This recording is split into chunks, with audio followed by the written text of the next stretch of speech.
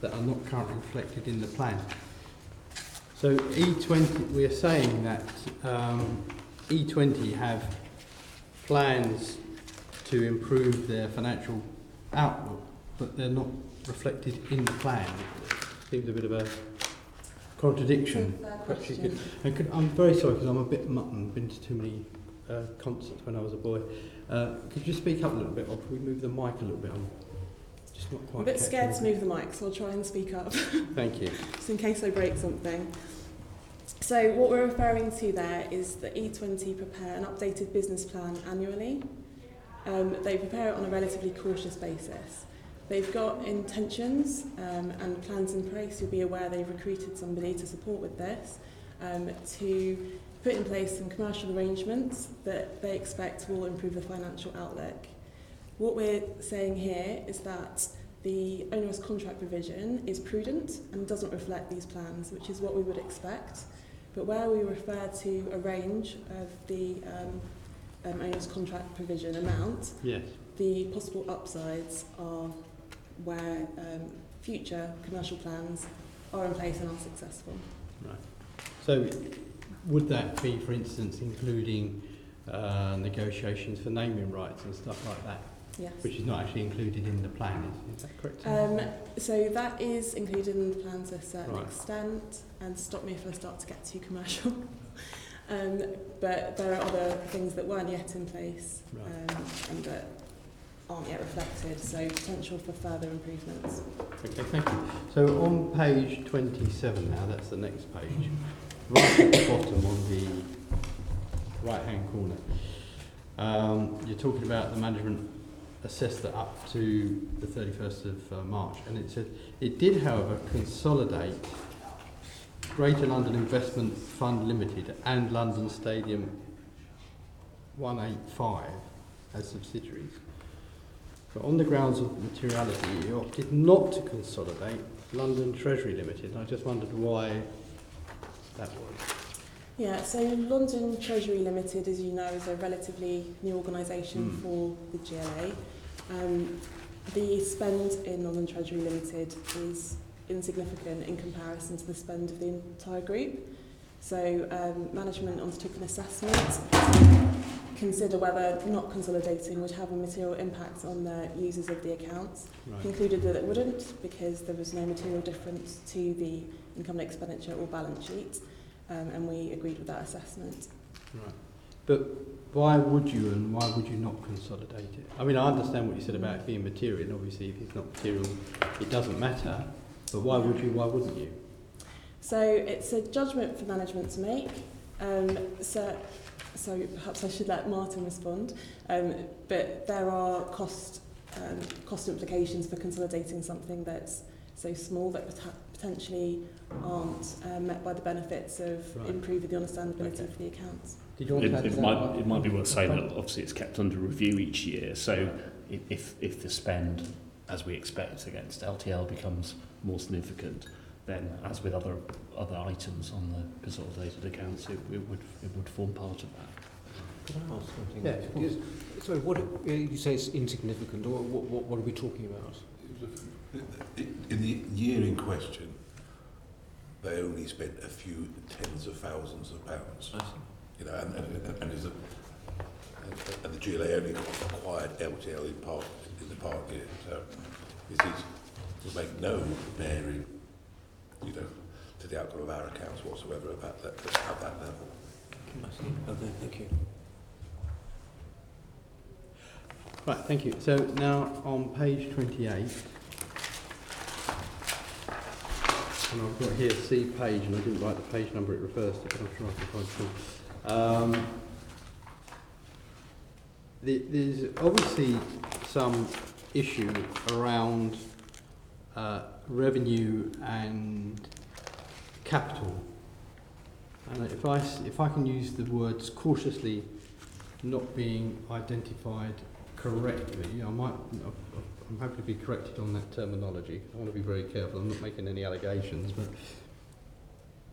why is that? Why is there... Oh, misstatement's the word that you've used. So we consider root causes of the misstatements and are satisfied that it's not indicative of intentional misstatement. I'll use the word misstatement because you use it, so it's not safe.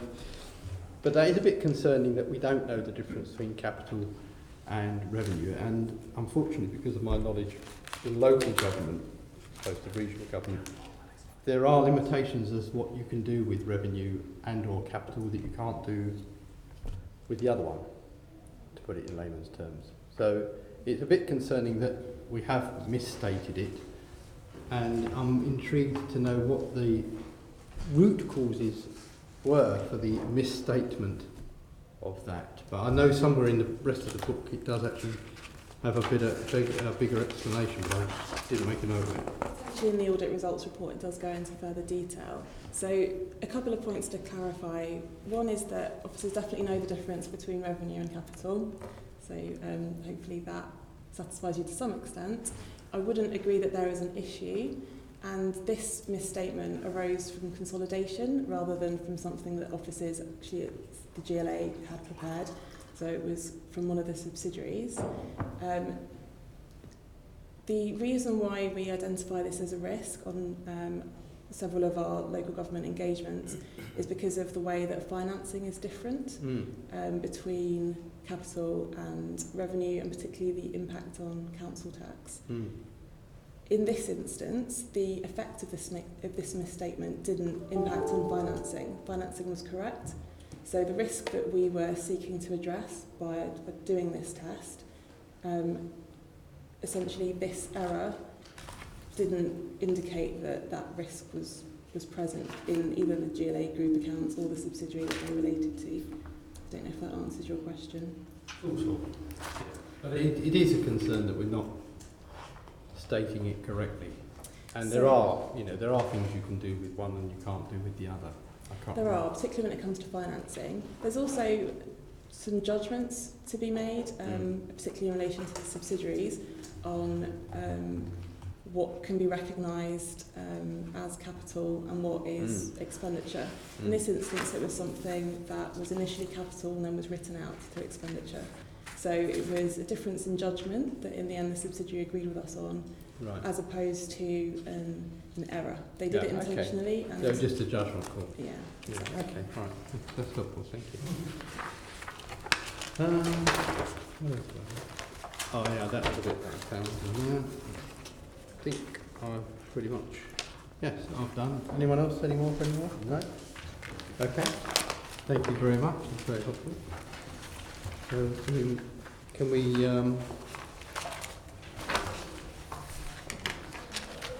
note the annual audit letter for 18-19? Indeed, yes, thank you. And the contents of the GLA audit results report. Thank you.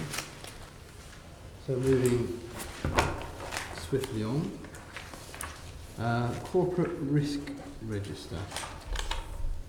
Do any members have any questions on item number 6?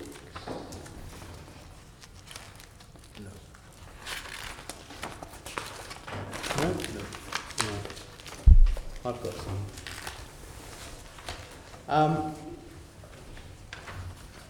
I'm looking at the colourful chart on page 106.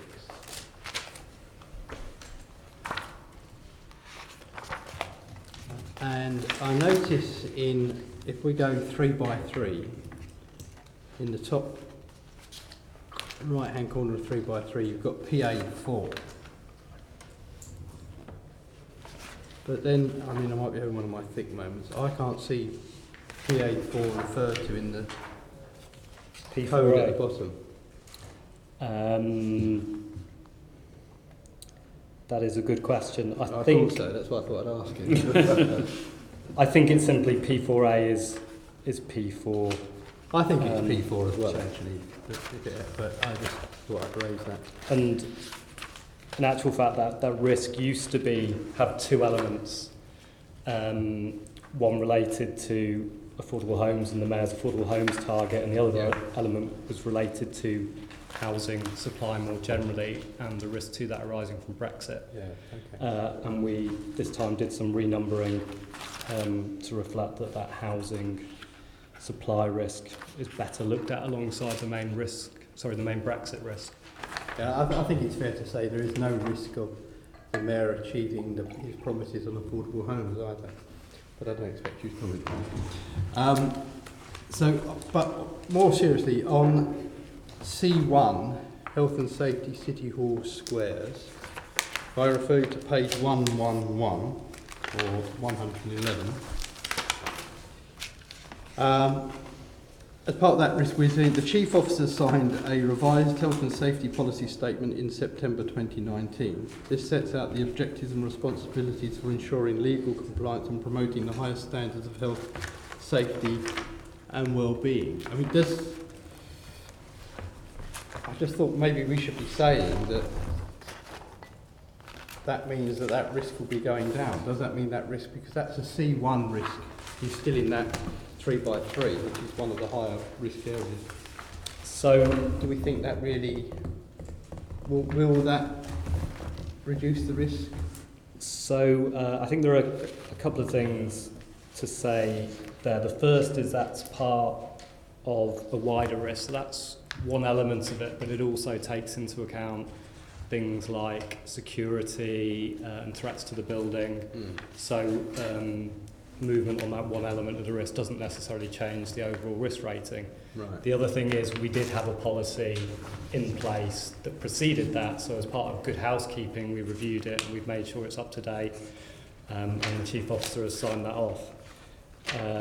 So we've said that that overall risk remains at around the same level of severity, Right. rather than there being any particular big shift up or down as a result of that. Thank you. That's helpful. Right, can I now quickly run through this section, which is the Appendix 1. What page is that? That is starting page 115. And I just really wanted a quick verbal update on all the yellow highlights, because they are the areas that we think there are issues, I believe. Is that correct? So the yellow... Number J, Yep. for instance. It doesn't necessarily indicate there's an issue. What the yellow highlighting indicates is that that is an action that's planned to be taken to reduce the risk, rather than... The point there is It they're has not been taken. currently in place. So these are things we've identified that are not currently in place. So what I'd really like to know is, are we on target to put them in place when we said we were going to put them in place? It's correct that they're not in place. One thing it's important to clarify is we might not necessarily have expected them to be in place, so it doesn't necessarily mean they're late. No, I'm not saying that. Because, for instance, if we look at J on page 115, it says it's expected to be in place in Q3. It must be near or on Q3. So are we on target for it to be in Q3, or is it going to be Q4 or Well, in regards to that, is so far we are on target. He's got to go through the approval process of the LLDC and at the mayor, a mayoral decision. So that is going to happen. That process happens in Q3, and if it all gets approved, it will be in place in Q3. No reason suggesting it won't be met at this stage. Right. So that's all I need to know, really. So thank you. Now, if we look at K on page 116, bring forward the Central London ultra low emission zone, subsequently expanding the ULEZ to north-south circular for cars and vans, and the London-wide for buses, coaches and trucks. So we know that one is in place, obviously, and we think they're all going to happen. That one is not really an issue for me. The E on the next page isn't an issue for me either, but F, legal agreement with the City of London Corporation for provision of GLA's funding, including addressing potential for abortive costs. That's quite interesting. Are we going to have a legal agreement with the City of London Corporation, do you think, Martin?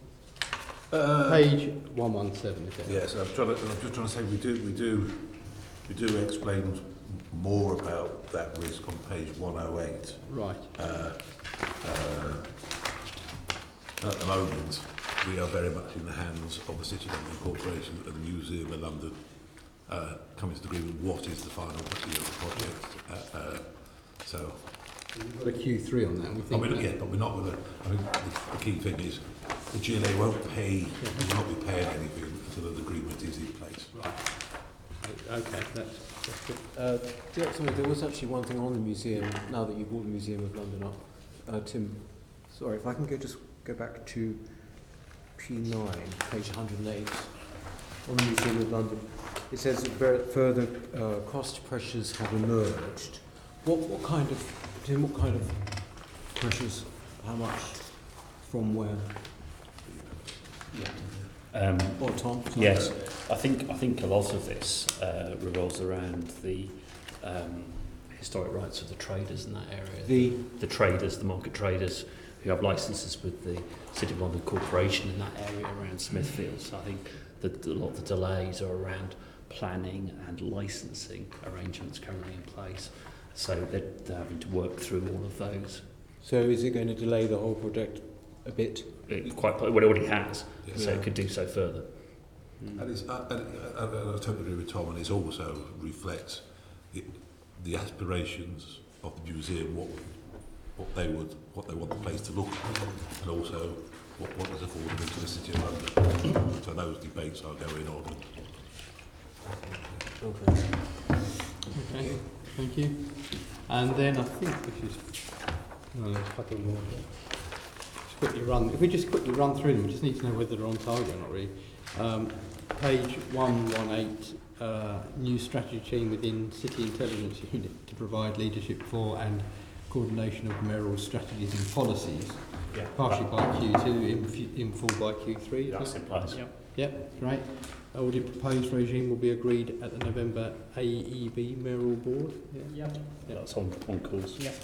Okay, then we've got page 120. Oh no, I didn't bother with those. That's for me. That's just one final one. Then on page 122, internal audit review of health and safety arrangements. Yeah, we're just about to commence an audit on that in the next few weeks. Okay, I'm going to leave it at that. That's fine. Good. Okay. Thank you very much for that. So, where are we? So can we note that report, colleagues? Yes. Thank you very much. So item number 7, register of gifts and hospitality, mayor and assembly members. Any questions on that one? No? Interesting though. It is interesting, but should press no. I don't even want to cancel as well. I don't need to go there. No, I haven't got any on that one. Then the next one. So we note that register of gifts. Colleague, yeah. Register of gifts and hospitalities for members of staff. Any questions on that one? No. Not for me, no. Can we note that? Yeah. Good. Thank you. And then we have expenses. So number 9, item number 9, monitoring of expenses and taxable benefits, mayor, elected members and senior staff. Any questions on that? No? I think I've got one, I'm afraid. And that is on page 161. And I'm just intrigued, although I don't necessarily need a public answer today, of the Chief Digital Officer's £773.36 of other expenses. We'll find it for you. We'll find it for you. Yeah, just let me know. It'd be interesting to know what that was. Good. Can we agree that then? No, yes. Thank you. Item number 10, work programme. Can we agree can we note the work programme? Yes. Good, thank you. Number 11, internal audit. So we now come to our main item of business today, which is to review the internal audit reports which Julie Norgrove, Director of Audit Risk and Assurance, MOPAC, will introduce. Could I just Yes. ask the Committee just to note that I am the Deputy Mayor I'm responsible for the Young Londoners Fund, Yes. so I won't ask questions on the first report. Thank you. That's duly noted, isn't it? Yes, thank you. Thank you, Chair. Yes, you'll see that we have a number of reports. There's 3 first-time reviews and 4 follow-ups that we're going to take you through today. David is just going to give a brief, if you wish, Chair, a brief overview of each report, and I know officers are here to take any questions should you have any on the detail. So I'll just ask David to comment on Young Londoners.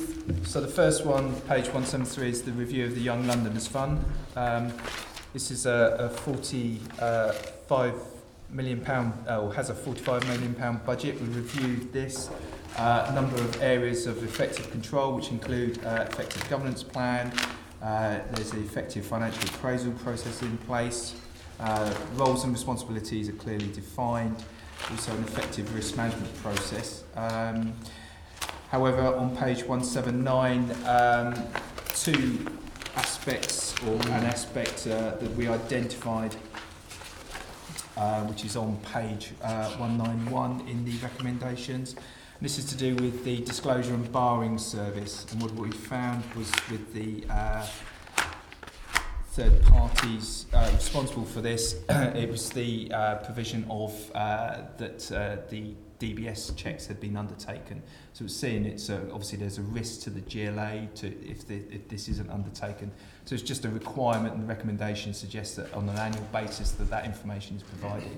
But I know Emma is here to take any questions, and obviously, and myself as well, if you have anything. Yeah, I found that quite concerning actually, because we're dealing with young people here, and I don't think it's a good thing that we're funding organisations where we don't know that every person who's going to have contact with the children, unless they're supervised, doesn't have an up-to-date DBS. And I think we need to be stronger on this.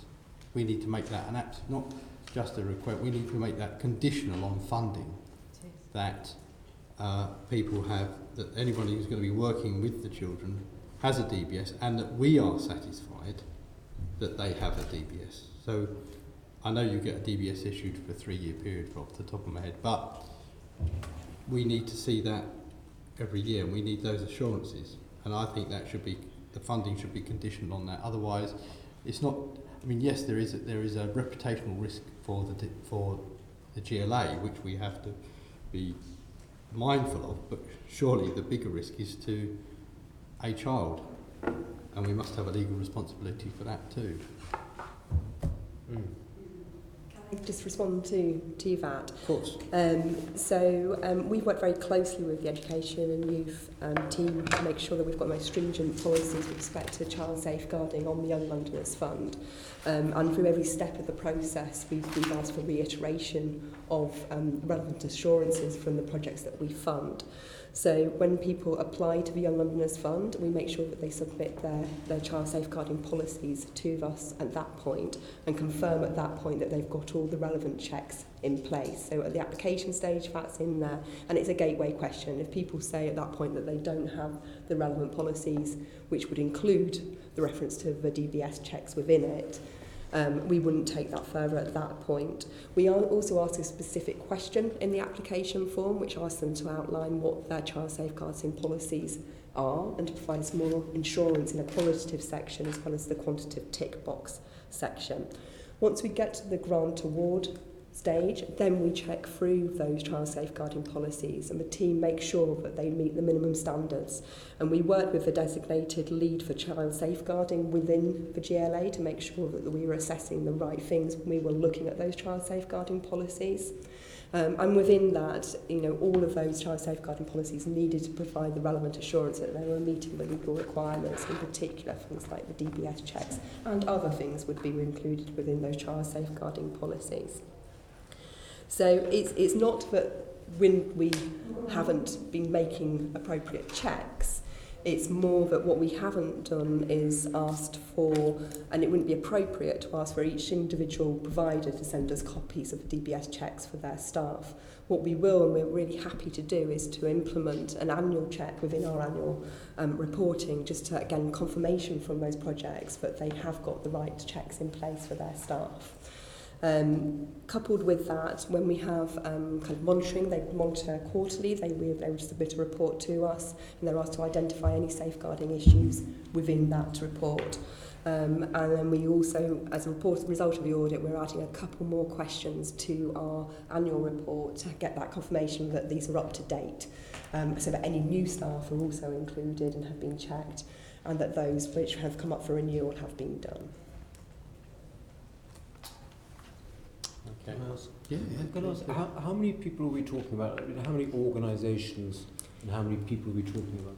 So with respect to round one of the fund, which is what the audit was focusing on, we've got 105 projects. Over the 3-year period, they're planning to support 55,000 young people. How many? 55,000. Really? Young people. Mm-hmm. And sorry, how many staff? I mean, how many staff? With respect to staff, that's kind of harder to delineate. We wouldn't ask each individual project to say how many staff are delivering and supporting on the Young Londoners Fund. And that's why we expect to see this very clearly in their policies, because the policies will not be identical for each individual project. And the young people who are being supported have very different needs, and the style of delivery changes very much across the projects. So their policies need to be in line with the activity that they're delivering with the young person. And you ask the organisations to identify the roles that require DBS checks? They would be required to do that. So it's with respect to those adults who are required to do DBS checks, and you have to be very careful that you're not requiring those adults who are not having that position to take those checks as well. So it's a bit more complicated. I see. Well, it's a question whether someone's supervised or not supervised. Absolutely. Really. Well, in the final sentence, however, providers are not requested to provide separate assurance to confirm that individuals working with children and vulnerable people on the project are DBS checked and have valid certificates. And failure to ensure that providers have all the relevant safeguards in place to protect children and vulnerable people could cause reputational damage to the mayor and loss of public confidence in relation to projects involving children and vulnerable people. So, this is a recommendation.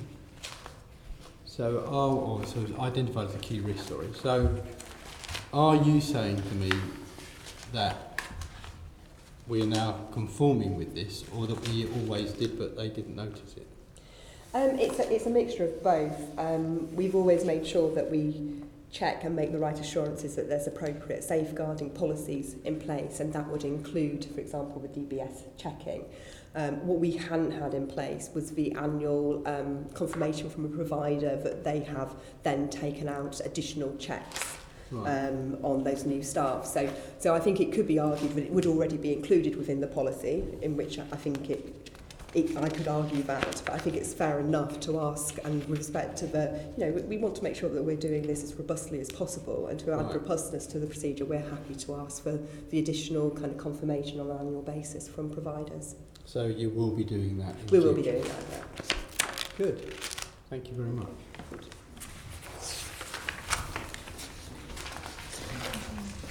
Yeah, so can we now go on to the mayoral elections? Thank you, Chair. Do we have to declare an interest in that? Yes, so this was the review of the preparations of the GLA mayoral and assembly elections for 2020. Received an adequate assurance the areas of effective control, that there is a clearly defined governance and programme management system in place, that the lessons learned from the 2016 election have been taken into account, and certainly for the planning for next year's elections.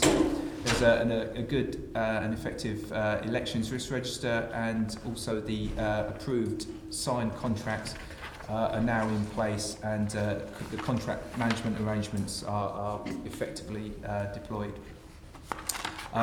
We've identified two recommendations, so looking at page 208, the two recommendations, one that contract targets are closely monitored to ensure any slippage within the project and programme are promptly identified and addressed.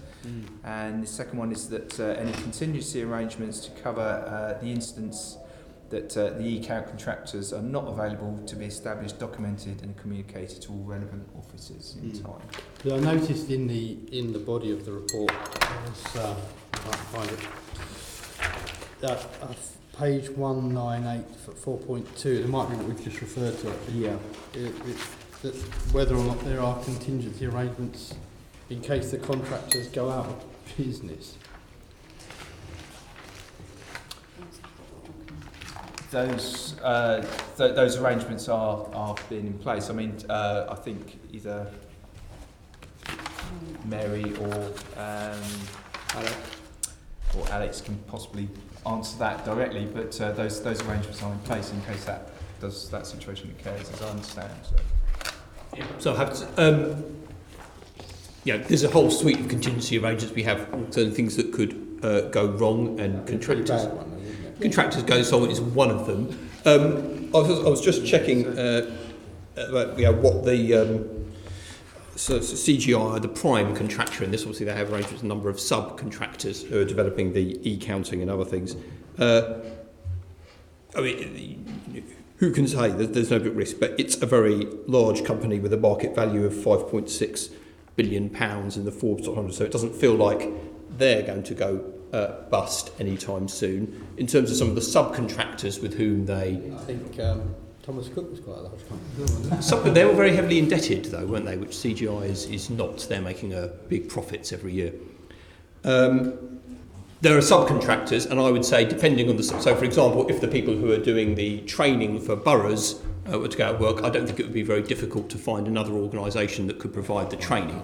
I think the honest answer is if CGI turned out to have been run on fumes and sand and went bust overnight, the honest answer is there is not a readily available alternative e-counting provider that you can find. We already know that the market is fairly small, and there wouldn't be the time between now and May to find someone else. So the contingency we'd be working towards is the same contingency that might arise, if our there was a critical problem with our count centre venues and everything else, which is manual counting, and that can be done. It will be slow, but it can happen. There are those that argue that it may not be as slow as the e-counting based on last year, but I think I'm all for technology. If you want to come in? Yeah. Can I ask? I mean, what if there's a general election on the same day? I understand that the oversight committee might be looking at this, but it's not outside the realms of possibilities. And I suppose there's a chance that our elections could be moved. And then does the contract... So that has actually been, in truth, the main focus of our contingency planning. That's the biggest risk. Has been on exactly that issue, a general election, or indeed, a referendum, or other event. And we have started taking some contingency actions in light of that. So to give an obvious example, you might expect the turnout to be higher if two events were being held on the same day, and that means that we would probably need to print more ballot papers. So we are taking those kinds of steps. Obviously, the sort of hope is that the mists will recede a bit in coming weeks, and it may become more apparent whether that risk will arise. We don't expect to change the election date. And we had some exchanges with government on this. You'll have picked up from the report that the bank holiday was unexpectedly moved from Monday, the 4th of May, to Friday, the 8th of May, which means that our counting day is now a bank holiday. That's not ideal. In areas outside London, it may be that people do move the election, and that's not a terribly difficult thing to do, to organise. But in London, because of the sunk costs of our electronic vote counting, booking the count centre venues and so on, it's just not practical. So again, our assumption is always that we will aim to keep the date no matter what. There could always be events that would make that impossible, and we're mindful of that as well, and we have some contingency plans around that. But the plan A is very much to keep to the date. But is the contingency in the contract with the date shifts? You don't have to pay for two contracts. Well, so if so these are very interesting questions which we are grappling with. if we face a combined election or another event at the date we're currently planning, we will have to think through, and we are actively doing this now, what happens when, between close of polls on the Thursday, the parliamentary count would come first. You know, that's laid down in law. Parliamentary counts have to start within 4 hours of the polls closing. The GLA election counts would get knocked back, and we'd probably end up doing the count on the Saturday, not on the Friday. We don't want that scenario at all. I mean, that would all be difficult. But, you know, our contractors could manage that because it's all within one weekend. And actually, with a bit of luck, we know our 3 count venues could manage that as well. So that's already sorted through. The bigger issue would be if we had to move the date altogether. And that doesn't only become an issue for CGI, who probably won't have another election 3 weeks later. It's a much bigger issue for Alexandra Palace and the venues. Although my latest understanding is that so there was quite a lot of discussion about the date being moved when the bank holiday was moved. And in the end, very, very difficult to do here in London because of our venues and our arrangements, but actually more difficult than you might think outside London. Because although Alex is right, in theory it looks as if, say, the other, the mayoral combined authorities perhaps might have more flexibility, but actually the Monday after the London elections is the first day of GCSEs. And then you've got GCSEs and you've got A-levels, which actually, in practical terms, take many polling stations out of the picture. And so, I think partly we take reassurance from the fact that we know people outside London have spent quite a lot of time trying to find an alternative. And that might then put our date in jeopardy if we were to find one. But at the moment, nobody has found alternatives because it gets difficult. Clearly, and that's partly why we've managed to convince government that actually we should stick where we are. But we are putting we put some thought into the problems that would arise from an election combined with ours. We are putting much more serious thought into that now, and we're working with some of the boroughs as well to get some sort of consensus about if it was to coincide with a general election, some type of referendum or whatever. So we got consensus about how we would do it. I will say, having had a previous junior election where my polling stations ran out of ballot papers, even if we stick to the same date, given the turbulence of politics, I don't know what happened, it would be advisable to overprint. Yes, so I can reassure you on that. Also, Alex referred to this but wasn't quite explicit. So 5 weeks ago, we had to make a decision about how much paper to order for our ballot papers, even though it's still months off. I took the decision, supported by Alex and the team and others in finance, that at this moment in time I could do nothing more than order enough paper to print 100% ballot papers. Ballot papers for everybody on the electorate. Which now, so we've bought the paper, so that is an increased cost actually over the one that we were imagining, and we've justified that because of the risk of significantly high turnout on the day. We will have a decision to make nearer the new year about what percentage to print, and if the mists have cleared by then, we may resort to printing fewer than 100%. If they haven't, we'll print 100%. So we've already incurred an additional cost to managing that exact risk. There is the additional cost, isn't there, of it actually hitting a bank holiday? Yes. And did I read somewhere that DCLG have agreed to pick up some of that cost? Yes, so the, well in fact, Tom, do you want to cover this? Yeah, of yes, course, if Tom can answer that question. Yes, you're absolutely right, Chair.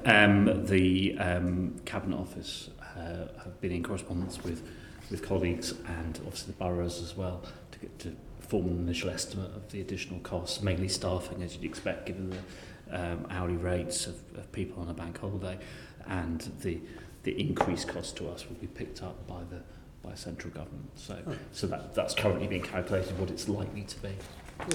Central, yeah, and then the boroughs, of course, because it's their costs we're picking up. As you know, they claim back from us on the MRA. Good, thank you. Can we move to the GLA Open Project System?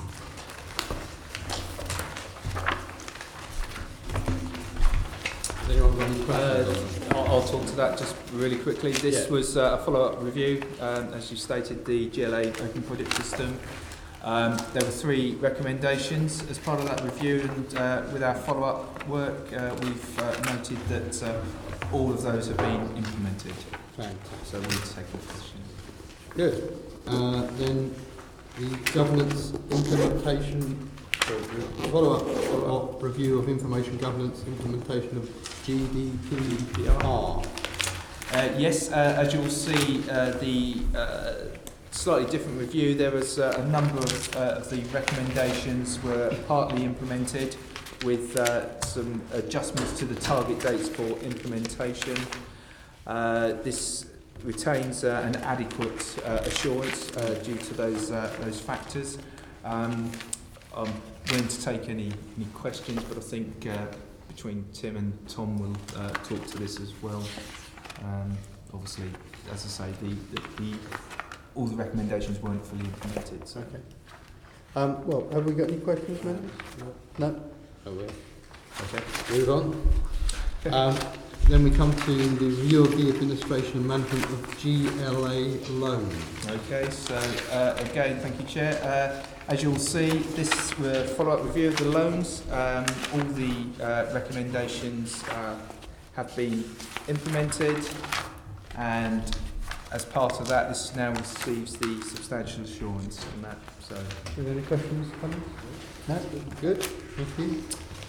okay, another final one is the follow-up review of the UEFA Euro 2020.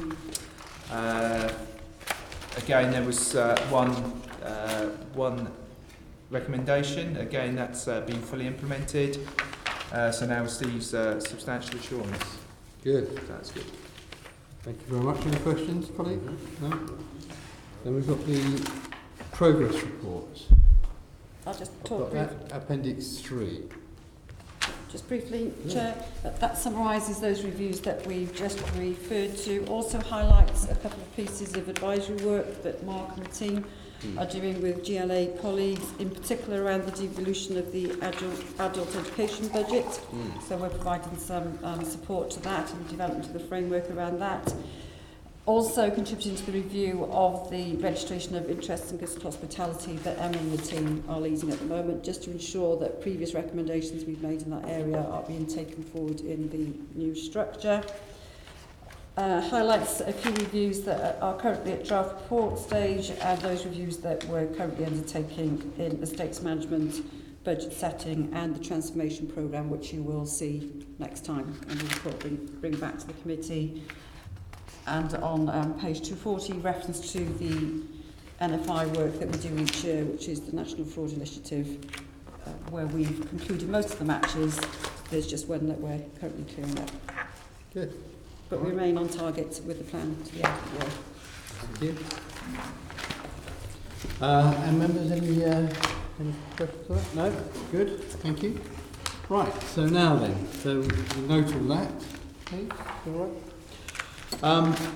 The panel will now be discussing Appendix 4 of Item 11.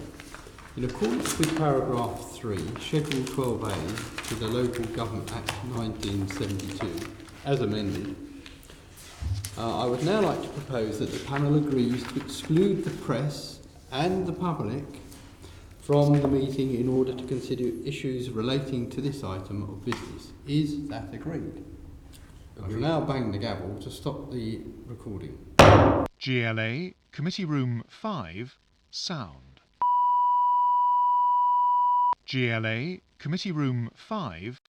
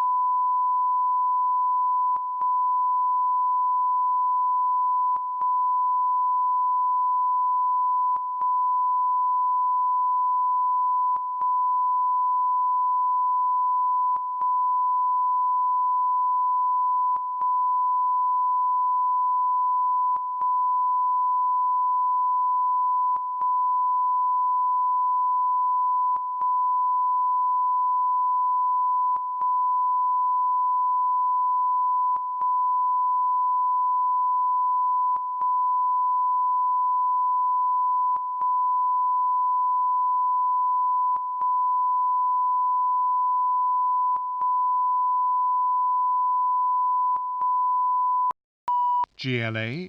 Welcome back. So we just have some final items of formal business to go through before the end of the meeting. So first, can we note the internal audit report? Thank you. And we need the date of the next meeting, I believe is the 10th of December 2019 at 3:30 in committee room 5. Any general elections for Tuesday. And I have no other business that I consider to be urgent, so I shall declare the meeting closed. Thank you very much, everybody. Thank you.